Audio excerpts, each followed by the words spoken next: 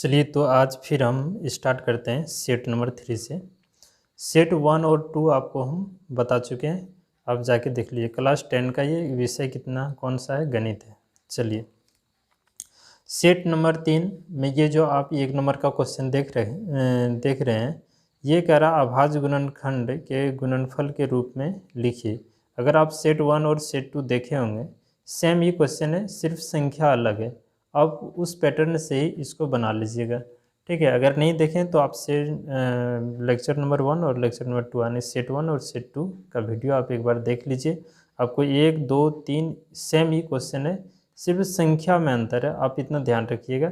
यह आपका दिया है 96 और 404 का महत्तम सामर्थ्य कितना है, 4।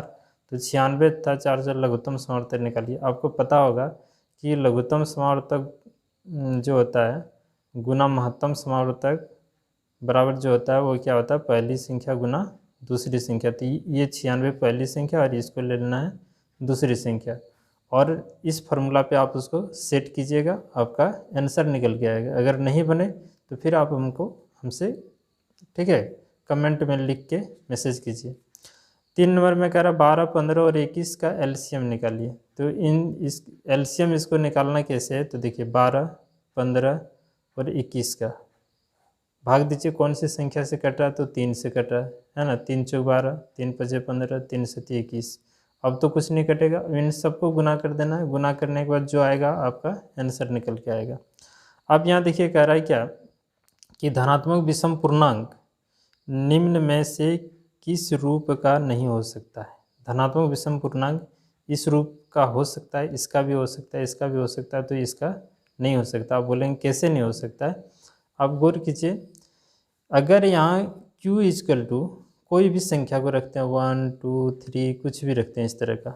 अगर यहाँ हम q देखिए 6q प्लस क्या है 2, यहाँ अगर 1 रखते हैं तो एक रखेंगे 6 गुना 1 6 होगा, और 2 जोड़ेंगे तो कितना हो जाएगा 8। अगर यहाँ हम 2 रखते हैं तो 6 गुना 12 और 2 कितना हो जाएगा 14। यहाँ अगर 3 रख देंगे 6 18 और 2 कितना हो जाएगा 20। यानी कि विषम संख्या आ रहा है, नहीं, बार बार आपको क्या आ रहा है, सम संख्या। और क्वेश्चन क्या कह रहा है कि धनात्मक विषम पूर्णांक निम्न में से किस रूप का नहीं हो सकता, तो इस रूप का नहीं हो सकता। इसमें भी होगा, इसमें भी होगा, इसमें। अब यहाँ देखिए 1 रखेंगे तो 6 होगा, और 1 जोड़ेंगे 7 7 विषम संख्या। यहाँ 1 रखते हैं तो कितना होगा 6, और 6 और 3 जोड़ेंगे कितना 9, है ना। उसी तरह से यहाँ 1 रखेंगे 6 6 5 कितना हो गया 11। यहाँ 2 भी रख, आप ऐसे करके चेक कर लीजिए, ठीक है। अगला क्वेश्चन है द्विघात बहुपद x² माइनस 5x प्लस 6 के शून्यक।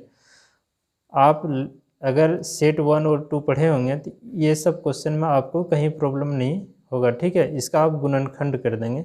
तो गुणनखंड जैसे यहाँ आप देख लीजिए 5 number question, x² minus 5x plus 6 है इजकल टू 0। गुणनखंड अगर कीजिएगा तो x² है ना, 6 को तोड़ेंगे 3x माइनस 2x प्लस 6। अब इसमें से कॉमन अगर निकाल लेंगे x तो x माइनस 3, और यहाँ से अगर 2 कॉमन निकाल लेंगे तो x माइनस 3 इजकल टू क्या होगा 0। अब यहाँ होगा x माइनस 3 कॉमन और x माइनस 2, तो x बराबर कितना 3 और x बराबर 2। तो ये आपका आंसर सी नंबर बन के आएगा। अब ये क्वेश्चन थोड़ा कह रहा है कि यदि द्विघात x² plus ax minus b के शून्यक बराबर किंतु विपरीत चिन्ह के हो। देखिए इसका शून्यक बराबर लेकिन विपरीत चिन्ह का हो, यानी कि शून्यक अल्फा और बीटा होता है। अल्फा को अल्फा ही रहने दीजिए और बीटा को अल्फा लीजिए, लेकिन माइनस में लीजिए, क्योंकि चिन्ह विपरीत, एक प्लस तो दूसरा क्या होनी चाहिए आपका माइनस में होनी चाहिए। बात समझ में आ रहा है। और इसमें कह रहे ए का मान निकालना है, तो ए का मान निकालने के लिए हम लोग जानते हैं अल्फ़ा प्लस बीटा बराबर फार्मूला होता है माइनस बी बटे ए, है ना। तो अल्फ़ा का मान अल्फ़ा, बीटा का मान माइनस अल्फ़ा, और बी का मान क्या है ए, और ए का मान क्या है तो x² के आगे क्या है 1 1। ये अल्फ़ा अल्फ़ा कैंसिल यानी 0 माइनस ये, यानी कि ये बराबर हो गया 0। तो आंसर आपका डी नंबर निकल के आएगा, ठीक है। देख लीजिए हल इसका। इसी तरह से 7 नंबर आप तुरंत शून्य निकालेंगे, 2 शून्य किसका होगा, तो शून्य 2, क्योंकि ये x अक्ष को 2 बिंदु पर प्रतिच्छेद कर रहा है। इस तरह का हम सेट 2 में इसका थ्योरी बता चुके हैं। अब सेट 2 का लिंक हम दे देंगे इस वीडियो के नीचे में, आप वहाँ से सेट 2 एक बार देख लीजिए। देखिए दो समीकरण है, दो चर वाले रेखिक समीकरण, एक ये है और दूसरा ये है। इसमें a1/a2 not equal to b1/b2 हम बोले कि ये और ये दोनों बराबर अगर नहीं हो तो अद्वितीय हल होगा। तो ये कौन सा हल होगा? अद्वितीय हल। फिर यहाँ एक समीकरण दे रहा है, कह रहा है कितने हल होगा, तो आप इसको निकाल लीजिए। a1 का मान कितना है? देखिए a1 इक्वल टू 2 है ना, b1 कितना 3, c1 कितना तो 5। उसी तरह से यहाँ भी निकाल लेंगे। अब इसको आप चेक कीजिए, a1/a2 इक्वल टू b1/b2 है ना, और c1/c2। अब यहीं से पता चल जाएगा, यहाँ ये 2 रख देंगे तो 2 ये 4 हो जाएगा। ये कितना है 3 और b2 का मान कितना है 6 है ना। इसको भी लिख देते हैं c1/c2, तो c कितना है 5 और c2 कितना है 15। इसको घटाएंगे, देखिए 2 का 2 दूना 4, इसको भी घटाएंगे, 3 दूना 6, 5 का 5, 5 दिया 15, यानी कि ये बराबर नहीं है। अगर दो बराबर रहे और तीसरा अगर बराबर नहीं रहे तो समीकरण का कोई हल नहीं होता है, ठीक है। तो ये समीकरण का कोई हल नहीं। यदि रेखिक समीकरण युग्म असंगत है तो उनके द्वारा निरूपित रेखा, देखिए असंगत अगर होगा तो ग्राफ बताए हैं, ग्राफ किस तरह का होगा? तो समांतर होगा, तो समांतर होगा, ठीक है। इसमें ये जो समीकरण दे रखा है, इसमें हम आपको बताएं सेट 1 और सेट 2 में आप एक बार ज़रूर उनको देखिए। x का मान 1 और y का मान -1 आप इस समीकरण में पुट कर लीजिए।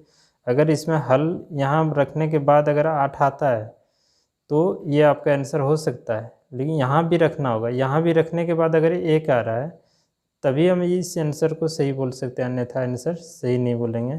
तब फिर हम दूसरा ऑप्शन को उठा के एक बार यहाँ रखना है, इसमें तो 8 आना चाहिए, फिर यहाँ रखेंगे तो 1 आना चाहिए। तो आप इसको चेक कर लीजिएगा।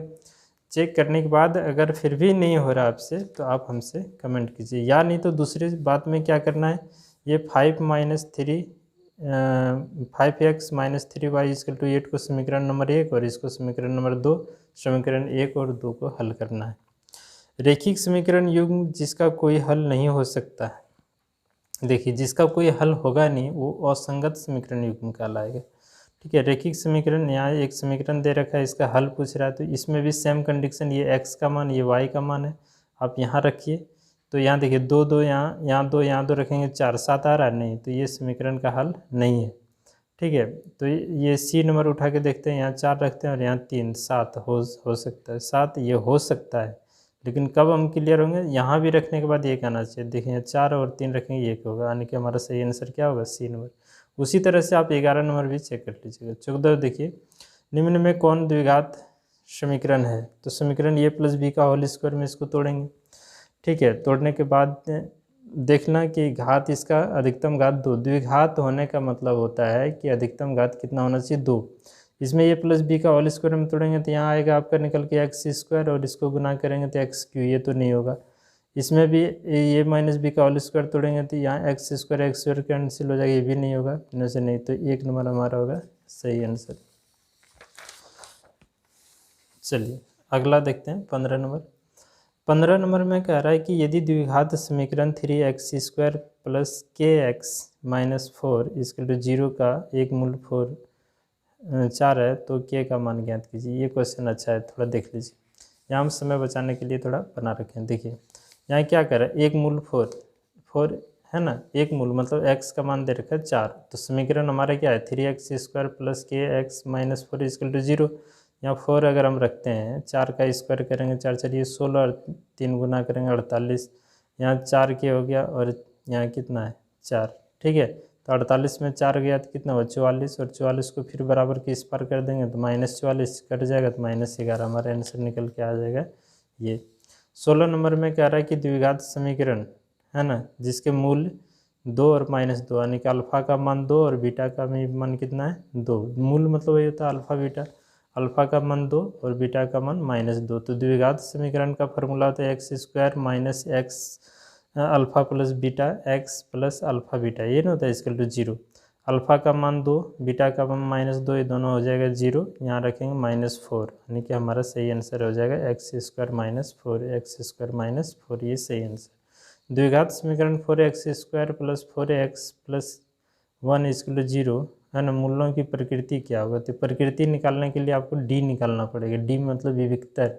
हम 3 कंडीशन बताएं कि एक डी बराबर होता है 0 तो मूल वास्तविक और समान होता है, एक डी बड़ा हो जाएगा 0 से मूल वास्तविक लेकिन असमान होता है, और एक डी छोटा होता है 0 से मतलब माइनस अगर डी का मान आ गया तो उसका कोई हल नहीं होता है। तो चलिए हम बना के रखें, ये आपका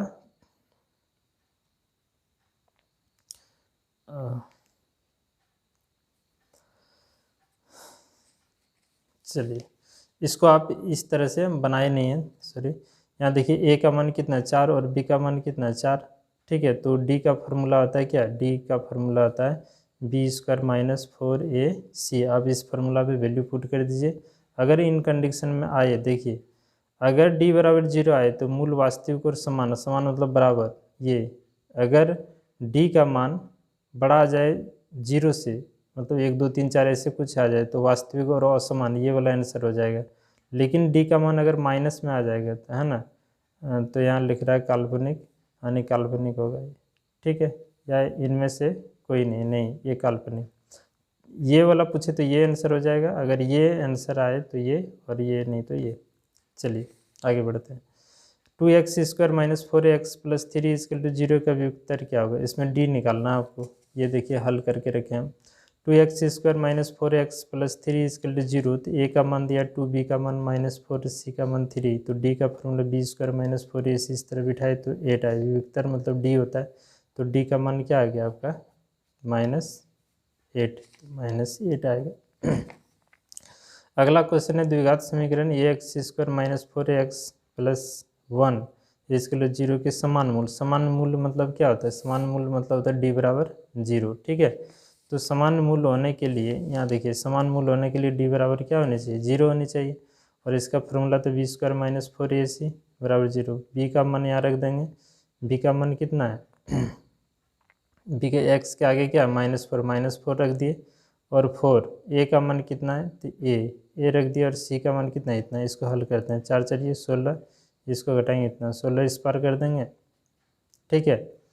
तो -4 कट जाएगा, ये दोनों कटा देंगे तो आंसर आएगा आपका निकल के 4। तो आने के आंसर है 19 नंबर का क्या होगा, 4 होगा। उसी तरह द्विघात समीकरण x² - 3x + 2 का मूल है। मूल है मतलब इसका आप फैक्टराइज कर लीजिए, फैक्टराइज करने से आपका निकल के आ जाएगा आंसर। देखिए x² - 3x + 2 = 0, तो इसमें से x² इसको लिखते हैं, 3 को लिख देंगे, 2x - x + 2 इन दोनों में कॉमन लेंगे तो ये निकल के आएगा। और इसमें सेम चीज़ है, तो एक ठो लिखते हैं, फिर x - 1 अलग से, एक बार इसको 0 करना है, एक बार इसको 0 करेंगे तो हमारा आंसर 1 और 2 निकल के आएगा। तो डी नंबर होगा हमारा सही आंसर। अब यहाँ कह रहा है कि ये एपी में दे रखा है कि लिए प्रथम पद और सार्वंतर निकालना है। तो प्रथम पद कितना है 3/2 हो जाएगा, शुरू वाला है, इसी को हम लोग प्रथम पद बोलते हैं।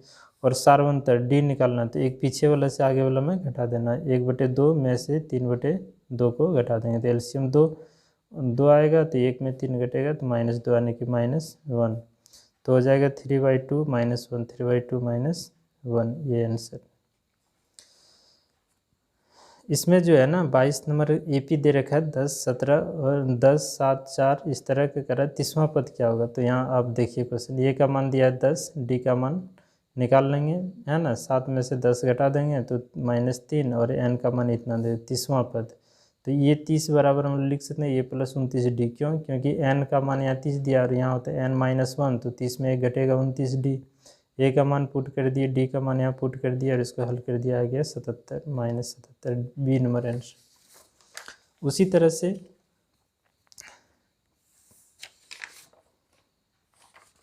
चलिए 23 नंबर क्वेश्चन हमारा है, एपी दे रखा है 5 7 9 11 इस तरह का, कौन सा पद 27, कौन सा पद 27 है। तो देखिए एपी आपको दिख रहा होगा, एपी दे रखा है इस तरह का 5 7 9 11, ए का मान 5 और डी का मान 2, तो कह रहा हमारा एनवा पद 27, एनवा पद कितना 27, तो ये एन बराबर कितना 27, इसका होता है ए + n-1 इंटू डी बराबर कितना 27। ए का मान कितना है तो 5, n-1 और डी का मान कितना है, तो इसको अगर हम माइनस कर देते हैं, है ना। देखिए डी का मान यहाँ निकाल के रखे हैं 2, ठीक है। अब 5 को इधर कर देंगे तो हो जाएगा कितना, 5 27 में 5 घटेगा 22, अब 2 से कट जाएगा 11 और 1 को इस पर कर देंगे यानी कि 12वां पद। तो ये 12वां पद हमारा सही आंसर है। 24 नंबर जो क्वेश्चन कह रहा है कि 8, 3 - 2 के प्रथम 22 पदों का योग। तो यहाँ आप देख लीजिएगा ये AP आपको दिया है, इसमें A का मान 8 है और D का मान कितना है -5 और SN का फार्मूला क्या होता है, SN का फार्मूला होता है, आप गौर कीजिए n/2 है ना, 2A + n-1 into D, n-1 into D. तो n का मान दे रखा है, यहाँ पुट कर देंगे, यहाँ भी रख देंगे n का मान, A का मान यहाँ रख देंगे, n का मान यहाँ रख देंगे। तो ये देखिए इस तरह का हमारा निकल के आया। उसके बाद हम A और D का मान इसमें रख के इसको सॉल्व कर दिए तो आया आपका 900। तो ये A वाला हमारा आंसर हो गया।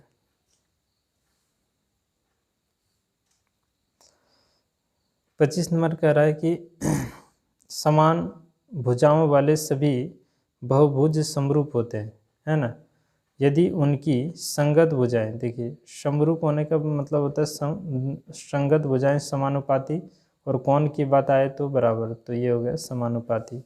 इसमें आप इस क्वेश्चन को देख लीजिए, AD का मान कितना दे रखा है, तो AD का मान दिया है, AD का मान 1 और DB का मान कितना, DB का मान दिया 1.5, फिर AE का मान कितना दिया है 2 और EC का मान कितना दिया है 4।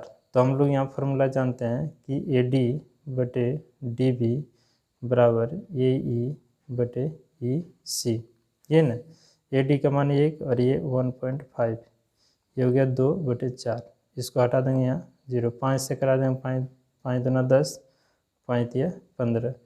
तो क्या ये आपका इक्वल आया दोनों साइड, तो हमारा आंसर होगा कि इक्वल नहीं आया। जब इक्वल नहीं आया तो ये यहाँ कह रहा है कि निम्न में से कौन सा कथन सत्य है, ठीक है। तो DE समांतर BC, D समांतर BC आएगा तो दोनों साइड आपका इक्वल होनी चाहिए, तो इक्वल तो आया नहीं, इधर 3/2/3 आया, इधर कितना आ गया, अब इसको अगर हम कटा देंगे तो 1/2 आया, इक्वल तो नहीं आया। तो कह रहा है कि DE बराबर BC, DE कहाँ है, देखिए DE बराबर क्या BC, ये तो होगा ही नहीं, क्या ये लंब होगा, नहीं, तो इनमें से कोई नहीं होगा, ठीक है। 27 नंबर कह रहा है समरूप त्रिभुज की संगत भुजा, है ना, समरूप त्रिभुजों की संगत भुजा क्या होते हैं, समानुपाती होते हैं। अब यहाँ क्वेश्चन को समझिएगा। 28 नंबर, त्रिभुज ABC तथा PQR के लिए कौन सा कथन सत्य है, इसमें कौन सा कथन सत्य है। तो देखिए इस त्रिभुज को समरूप करना है, तो समरूप करने के लिए हम लोग भुजा समानुपाती करते हैं, क्योंकि भुजा दिया है, यहाँ से हम A से स्टार्ट करते हैं, याद रखिएगा।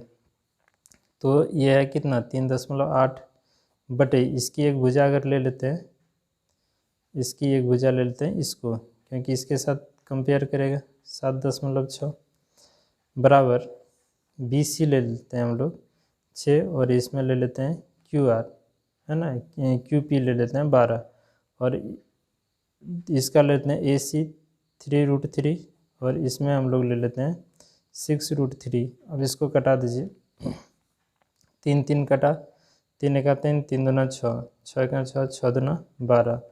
अब इसको कटा दें, 19 दूना 38, है ना, यानी कि फिर से कटा दें 1 2, यानी कि यहाँ भी 1/2, यहाँ भी 1/2, यहाँ भी 1/2। अगर भुजा समानुपाती हो जाए, समानुपाती मतलब सभी भुजाएं अगर इस तरह का बराबर हो जाए तो दोनों त्रिभुज क्या होता है, समरूप होता है। तो इसमें से कौन सा कंडीशन आपका सही हो सकता है कि AB समरूप, है ना, त्रिभुज QPR, देखिए यहाँ से लेते हैं ABC, तो इसमें हम इधर से लिए तो हमारा त्रिभुज हो जाएगा ABC समरूप त्रिभुज RQP, RQP ये B नंबर हमारा सही आंसर होगा। अगला क्वेश्चन 29 नंबर में है,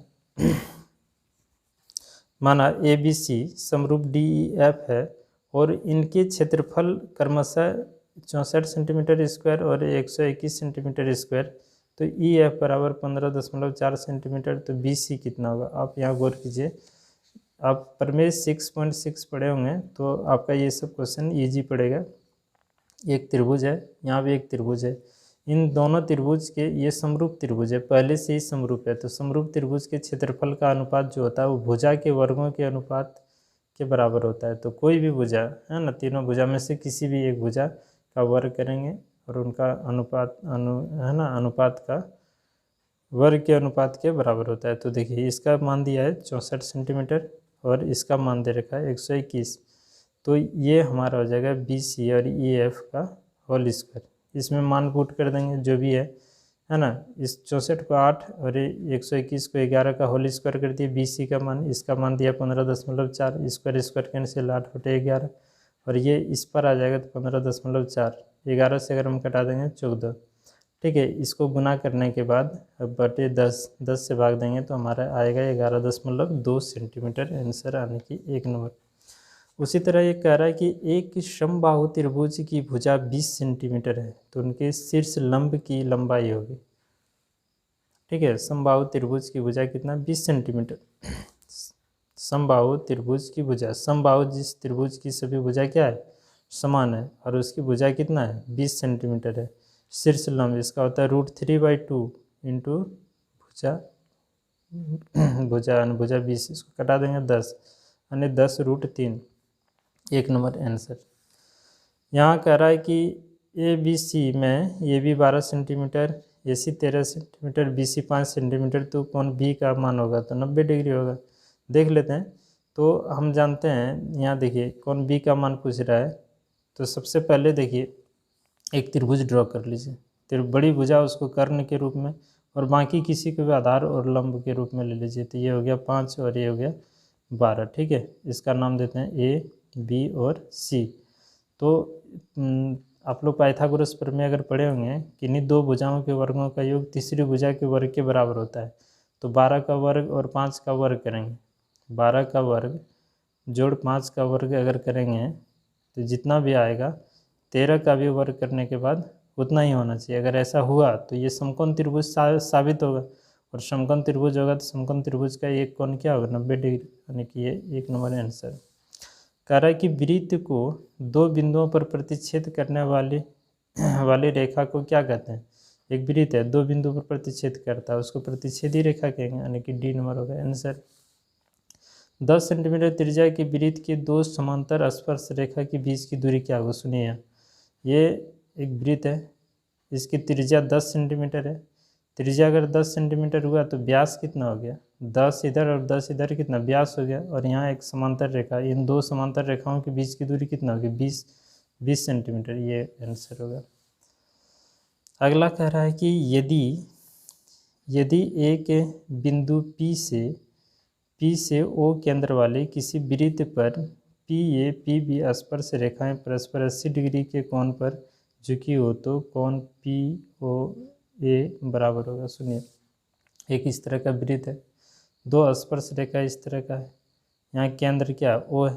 ठीक है, तो ये कोण जो है ना 80 डिग्री है, तो इसके बीचों बीच से लाइन गुजरेगा तो आधा हो जाएगा 40, और ये तो यहाँ से लंब डालेंगे स्पर्श रेखा पर 90 डिग्री, 40 और 90 कितना हो गया, ये कोण 40। यहाँ से यहाँ तक एक त्रिभुज बना रहा है। अब गौर करके देखिए ये क्या है, एक त्रिभुज है, ये 90 है और ये 40, तो 130। और ये कोण आपसे, इसमें कौन सा कोण आपसे पूछ रहा है, देख लेते हैं, POA ऊपर वाले, तो कोई दिक्कत नहीं। ये कोण आपका आधा कितना होगा, 40 और ये 90 डिग्री, तो फिर भी वही बात है, 130 आ गया। 180 में से 130 को घटा देंगे, कितना निकल के आएगा, 50 डिग्री, यानी कि A नंबर सही आंसर होगा। कह रहा है किसी वृत्त के एक दिए गए बिंदु पर कितनी स्पर्श रेखा खींची जा सकती है। कह रहा है किसी वृत्त के एक दिए गए बिंदु पर कितनी स्पर्श रेखा खींची जा सकती है। अगर एक वृत्त है उस पर एक बिंदु आपको दे रखा है तो इस पर कितना स्पर्श रेखा खींच सकते हैं, एक वो स्पर्श रेखा खींच सकते हैं, एक बिंदु पर एक स्पर्श रेखा खींच सकते हैं, है ना। किसी वृत्त के एक दिए गए बिंदु पर कितनी स्पर्श रेखा खींच सकते हैं। अगर यही बोलता है कि एक वृत्त पर कितनी स्पर्श रेखा खींच सकते हैं तो अनंत। 90 डिग्री केंद्रीय कोण और R त्रिज्या वाले त्रिज्यखंड का क्षेत्रफल कौन दिया है, त्रिज्या आपका कितना R है, थीटा का मान, तो इसका फार्मूला होता है पाई आर स्क्वायर थीटा बटे 360। ठीक है, तो आर का आर ही मान दिया है, थीटा का मान कितना 90 बटे 360, इसको कटा देंगे 9 चौक 36, तो आ जाएगा पाई आर स्क्वायर बटे 4। ये कह रहा है वृत्त की त्रिज्या का मान 7 सेंटीमीटर है ना, तो सबसे बड़ी जीवा का मान क्या होगा? त्रिज्या का मान सबसे बड़ी जीवा मतलब व्यास, त्रिज्या इतना है 7, तो इधर भी 7 यानी कि हो गया कितना 14 सेंटीमीटर हो गया। ये कह रहा 14 सेंटीमीटर त्रिज्या वाले वृत्त के उस चाप की लंबाई क्या होगी जो केंद्र पर 90 डिग्री कोणांतरित करता है। सुनिए, ये वृत्त है, यहाँ क्या है केंद्र है, अगर केंद्र है तो एक चाप इस तरह का है, इसकी त्रिज्या कितना है 14 सेंटीमीटर करके। कह रहा है 14 सेंटीमीटर त्रिज्या वाले वृत्त के उस चाप की लंबाई क्या होगी, इस चाप की लंबाई क्या होगी, कौन यहाँ दे रखा है आपको 90 डिग्री, तो फार्मूला होता है थीटा बटे 180 पाई आर। अब ये सारा वैल्यू इसमें पुट करके हल कर दीजिए, जो आएगा आपका आंसर, जैसे 90 बटे 180, पाई का मान 22 बटे 7 और त्रिज्या कितना हो गया 14, 9 दूना 18 है ना, इसको कटा देंगे 11, 7 से भाग देंगे, 7 दूना 14 यानी कि 11 दूना 22 आंसर हो जाएगा। सी नंबर है ना। 29 नंबर क्वेश्चन जो है गौर कीजिए, 10 सेंटीमीटर त्रिज्या वाले एक वृत्त की कोई जीवा केंद्र पर एक समकोण अंतरित करता है ना। एक यहाँ देखिए फिगर में बना रखे हैं, एक वृत्त है, त्रिज्या कितना है 10 सेंटीमीटर है और केंद्र पर समकोण बना रहा है। ठीक है, तो यहाँ कर रहा संगत दीर्घ त्रिज्यखंड, देखिए इधर वाला जो हो गया ये लघु त्रिज्यखंड हो गया, तो दीर्घ ऊपर वाला हुआ, तो ऊपर वाला का कोण आपको पता करना चाहिए, तो एक बिंदु पे 360 डिग्री कोण बनता है, नीचे वाला 90 दिया है, 360 में 90 को घटा दिए 270 बन के आ गया, तो दीर्घ त्रिज्यखंड का क्षेत्रफल थीटा बटे 360 पाई आर। देखिए फार्मूला लघु हो या दीर्घ हो वही निकालना है, लेकिन उसके संगत कोण आपको पता होना चाहिए। इसमें नीचे का कोण दिया था लघु वाला कोण, हम लोग ऊपर निकाल लिए 360 में घटा के फार्मूला पे पुट किए और इसको हल करने के बाद हमारे आंसर इतना बन के आएगा। ठीक है, 235.5 एक नंबर। उसी तरह का एक ये सेम क्वेश्चन सेट 2 में दिया हुआ है, आप इसको देख लीजिए एक बार। एक घोड़े एक वर्ग, देखिए वर्गाकार मैदान, एक देखिए एक घोड़ा एक वर्गाकार मैदान है ना, कोने में 7 मीटर लंबी रस्सी से बांध दिए गए हैं, उस भाग का क्षेत्रफल क्या होगा जहाँ घोड़ा घास चर सकता है। सुनिए, एक वर्गाकार मैदान है और एक कोना से एक 7 मीटर रस्सी से बांध दिया गया घोड़ा, तो घोड़ा यही इतना ही घूम घूम के चर सकता है, तो इस भाग का क्षेत्रफल, तो घोड़ा का देखिए मैदान क्या है वर्गाकार है, तो 4 भाग में से एक भाग का मान दिया, यानी चतुर्थांश है, चतुर्थांश का क्षेत्रफल निकालिए 1/4 पाई आर स्क्वायर, 1/4 पाई का मान 22 बटे 7 और त्रिज्या क्या दे रखा है 7, 7 गुना 7, 7 7 कैंसिल, इसको कटा दीजिए, ये 2 यानी 77 बटे आ जाएगा 2। अब इसको एक बार भाग कर लीजिएगा, जो आएगा इनमें से एक आंसर आएगा। तो चलिए आपका सेट 3 पूरा हुआ, अगले क्लास में फिर हम लोग मिलेंगे सेट 4 को लेकर, फिर सेट 5। ठीक है, तो आज इतना ही।